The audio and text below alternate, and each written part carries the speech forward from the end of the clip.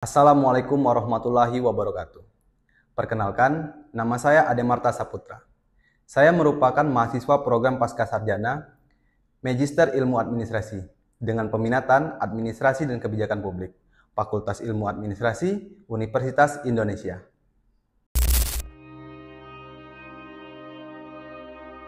Bengkulu, sebuah provinsi yang terletak di pesisir barat Sumatera.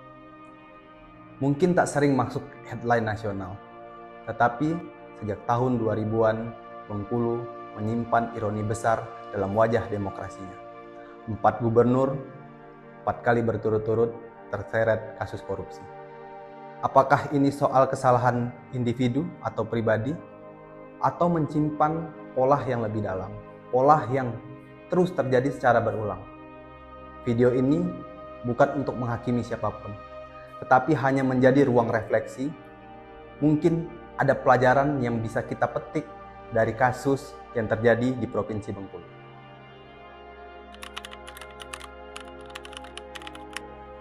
Mari kita lihat satu persatu. Kita mulai dari awal. Agusrin M. Najamuddin, Gubernur Bengkulu periode 2005-2010. Terjerat kasus korupsi, divonis bersalah oleh hakim 4 tahun penjara. Diduga melakukan penggelapan dana bagi hasil pajak PBB dan BPHTB yang ditaksir merugikan negara sekitar 20 miliar lebih. Setelah Agusrin M. Najamuddin divonis bersalah, selanjutnya sang wakil yang naik menggantikan posisinya, Junaidi Hamsyah. Namun ia juga tersandung kasus korupsi. Kasus korupsi pemberian honor tim pembina RSUD M. Yunus yang kemudian ditaksir merugikan negara sekitar 5,4 miliar. Cerita kasus korupsi Gubernur Bengkulu berlanjut kepada periode berikutnya. Gubernur Bengkulu yang terpilih secara demokratis pada tahun 2016 juga tersandung kasus korupsi. Ia bersama istrinya terbukti bersalah, divonis 8 tahun penjara. Terbukti menerima suap dari proyek infrastruktur senilai 1 miliar rupiah.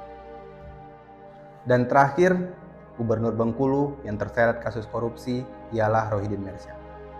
Pola kembali berulang, di mana sebelumnya ia menjabat sebagai wakil gubernur pada periode Ridwan Mukti, dan kemudian terpilih kembali menjadi gubernur pada periode 2021. Tetapi pada tahun 2024, ia ditetapkan sebagai tersangka oleh KPK. Ia diduga memerintahkan pemangkasan anggaran, honor pegawai tidak tetap, dan bahkan guru.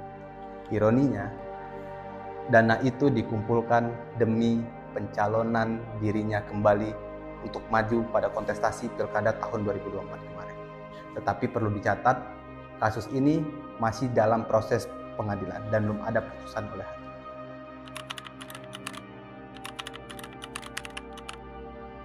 Ini tentu bukan kebetulan jika ada 4 gubernur secara berturut-turut diduga ataupun telah divonis bersalah melakukan tindak korupsi. Ini bukan lagi soal moral individu. Ini merupakan masalah sistemik.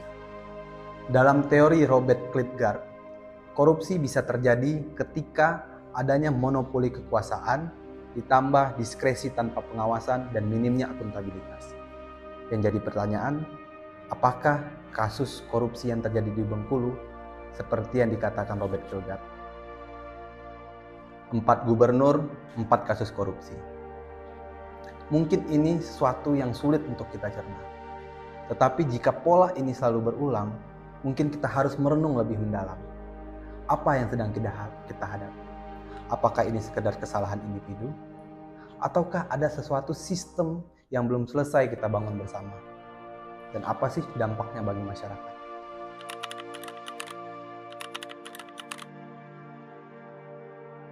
Korupsi bukan hanya soal pelanggaran hukum. Ia seringkali berdampak langsung bagi kualitas hidup masyarakat.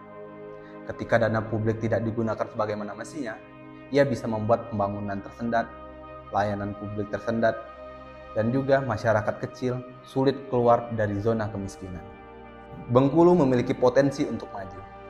Ia memiliki sumber daya yang melimpah dari sektor pertanian, perkebunan, pertambangan, dan bahkan potensi pariwisata. Tetapi sayangnya menurut data BPS pada tahun 2024, Bengkulu masih tergolong provinsi miskin. Tingkat masyarakat miskin di Provinsi Bengkulu di angka 12,52%, yang menunjukkan tingkat kesejahteraan masyarakat masih menjadi tantangan yang nyata.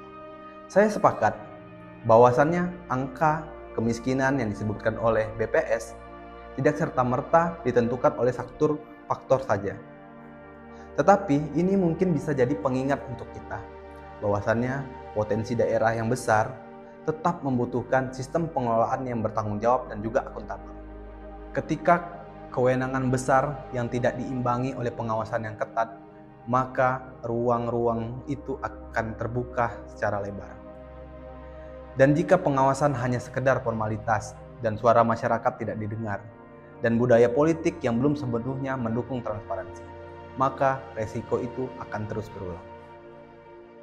Refleksi dari Bengkulu memberi kita pelajaran penting, bahwasannya keberhasilan pembangunan tidak hanya ditentukan oleh siapa yang memimpin, tetapi bagaimana kekuasaan itu dijalankan, diawasi, diarahkan untuk kepentingan kebermanfaatan masyarakat.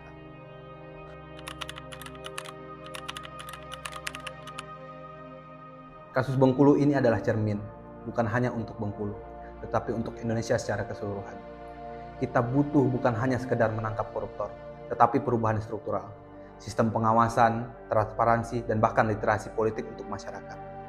Jangan tunggu 5 gubernur, jika tidak ada perubahan secara sistemik, mungkin saja siapapun pemimpinnya akan jatuh ke lubang yang sama.